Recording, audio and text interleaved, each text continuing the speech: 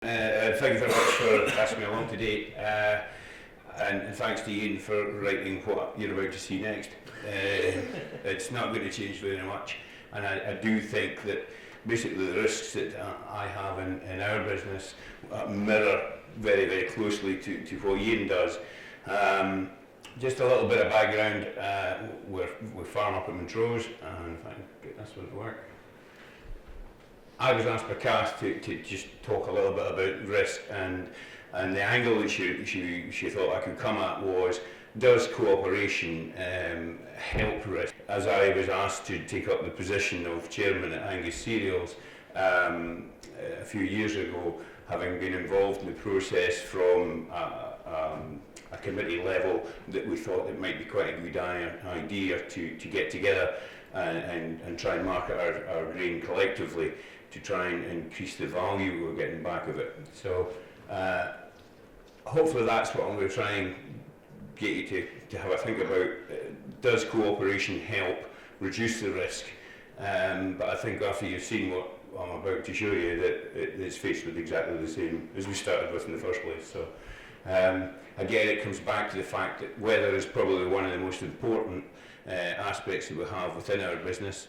And the results of last week, we are part of the farm, or one of the farms that we farm is still underwater today. The seawall's gone, North Sea's in amongst it, and I don't know when we'll get back to try and do any repair work. Currency again, I've got a slide later on that I'll show you on how currency will affect what we do within our co-op.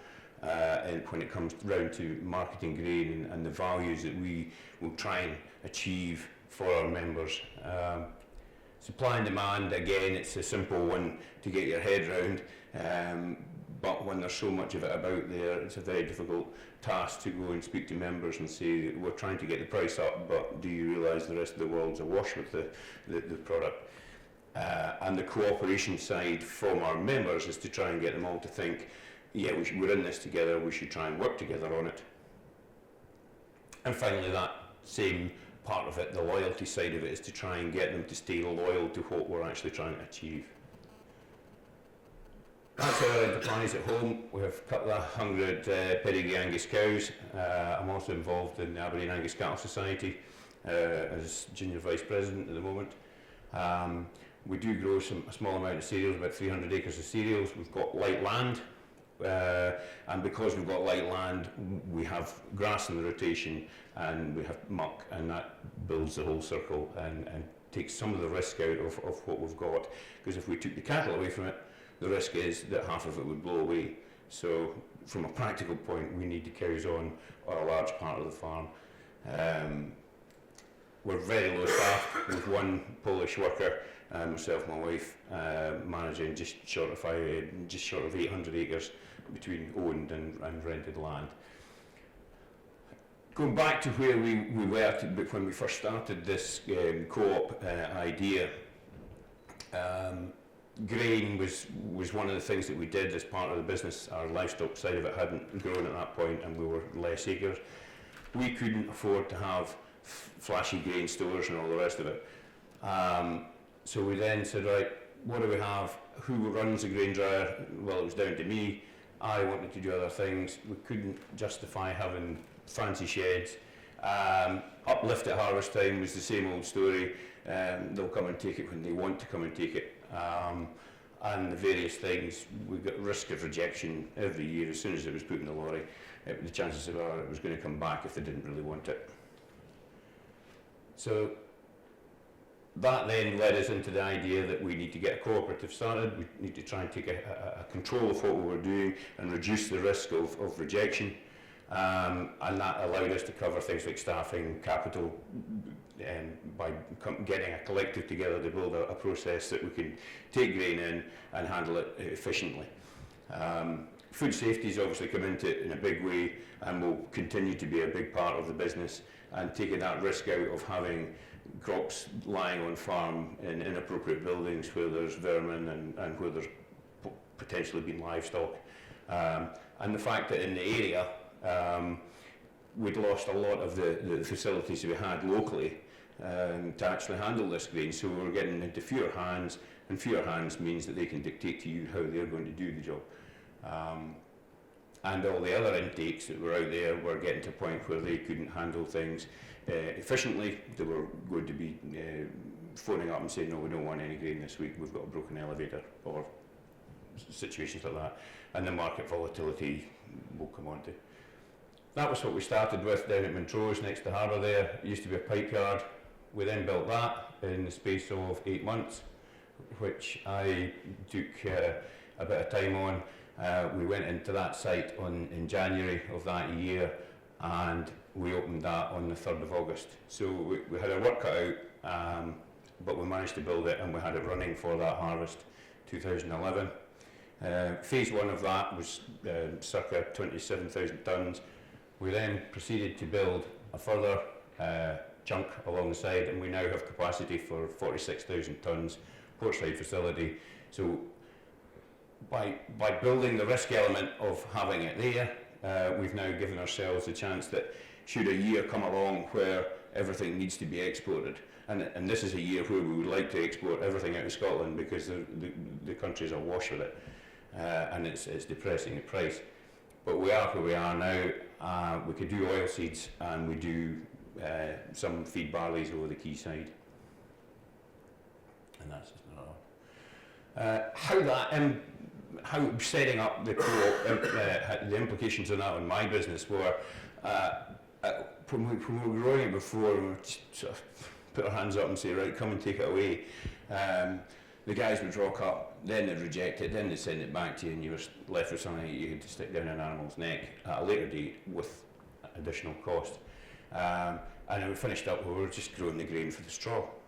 So that really, we've got to do something about it. So we went into that. We now do prompt movement, and we monitor our times from time that somebody phones up in the office to uplift, is we try and keep that within a 3-day window. And this year we did really quite well because the weather dictated that people would only get a little bit cut and we could get in there, so our times this year are actually very good.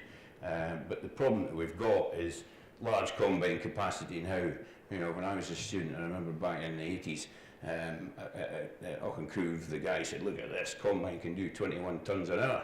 And you thought, wow, that's fantastic. Well, now you've got things that can do 100 tonnes an hour. And just about every man and his boy's got one. So you can cut a phenomenal amount of grain, and we don't own a combine, I can't afford a combine. So the risk I've got, and another measured risk, is I've got to be able to say, right, I've got to be able to go when that contractor says he's coming. And once I've got it all cut, I've got to know that I can get rid of it as quickly as he's cut it, which is a big problem, because otherwise it's going off at the back of the shed before you know it. We're not at the mercy of selling at harvest now. We can take it away, can secure the crop. The investment that we've now put into that is tax efficient because we can write it all off, whereas if we did it on farm we wouldn't be able to get a tax allowance on it. And we don't have to have additional harvest staff to run grain dryers and push grain around. And again, that's just some of the things, including the food safety assurance compliance, is something that our SRUC fellows, I'm sure you all know about, and through our Scottish quality cereals. The reduction in wasted cost is basically, if we've got grain that's gone off, that's a waste. We can't afford to have the waste. And the fact that we're not now waiting to sell grain because the guy says, well, that's all I can offer you for it because there's tons of it. We can now take it at harvest, keep the value on it, stick it in store, and then sell it when it's actually probably got a higher price. And by doing that, we're not flooding the market. We're actually trying to keep that market up and not allowing it to go and depress the price. Currency again, as Ian talked about it earlier on, we all know how that's going to play out. I read the other day there, you know, farmers will do really well when it's sitting at parity, and I have to agree. That just is a slide that we're about to use next week, our AGM, is just to show how the value of that, and it mirrors it all the way through, but if you look at that, it's got a pointy thing. The bit on the bottom there, there's the difference. You know, an 18 quid a tonne drop just on currency alone. Now, I did some sums because Ian said, oh, I'm going to talk about the fact that Sandy Ramsey said that nobody takes anything seriously and they don't do budgets. Well, I'd actually done this budget, but I actually sat down and stuck the actuals to it last night. And I worked it out that we've gone growing a crop, we can grow the crop, and including our drilling and our combining, because we don't have that equipment, it gave me a cost of £242.50 to grow that grain, which then I had to sit back and say, well, I need to have a break-even cost, and the break-even cost on it was a 2.7 tonne crop at 103 quid a tonne. And then if you take off the cost of the drying it, the haulage, and being part of it, I was left with 30 pence. Now, that's the reality that we've got out there. Now, that's okay, but then if somebody then comes along and says, hi, no, let's mess about with the currency, somebody's going to change the currency around a bit. And I've not lost, I've lost £18 and 30 pence. Or £17 and 70 pence, depending on which way you go with it. But it just makes a fool of any budget you try and do, and the risk involved in trying to sit down and say to your bank manager, yeah, we're still going to be here next year, we've made a heap of cash, we've got all this crop on the ground, somebody comes along, changes that, and you're back to nothing. And it's quite funny because I'm now back growing it for the straw, because the value of the straw to me, as a livestock farmer, that's where I'm getting 60 quid a tonne per acre back into my business. So it seems crazy. We've come full circle. We've tried to reduce the risk by becoming a co-op, and here we are, through no fault of our own, but the fact that we have a co-op in place, we're back to square one. And that is quite a worrying thought going forward. It's where arable farming is going to go. Last year, we grew a variety called Pepino for malting. I also grew the Pepino as a variety for feeding. We banged it all in, treated it exactly the same, and lo and behold, the stuff that we fired, the extra fertiliser and all the rest of it, went for malting. So everything last year went for malting, and then to go into the marketplace and try and buy feed barley. This year, due to weather conditions, which we'll come back to as one of the controlling factors, it's wet and dry and wet and dry. We've lost all the skins off our grain, so everything this year that was meant for malting is now in the feed pile. So we're back to square one. And that again is a weather, that's what the bottom half of my farm looks like at the moment. And the bit in the background is the North Sea, and the bit in between is where there used to be a fence and a seawall.